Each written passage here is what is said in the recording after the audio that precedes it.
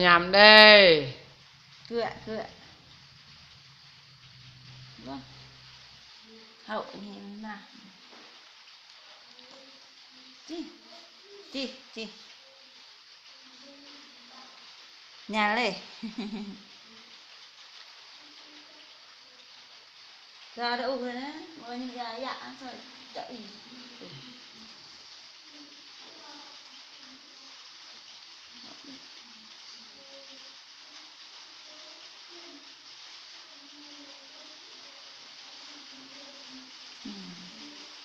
để làm cái mặt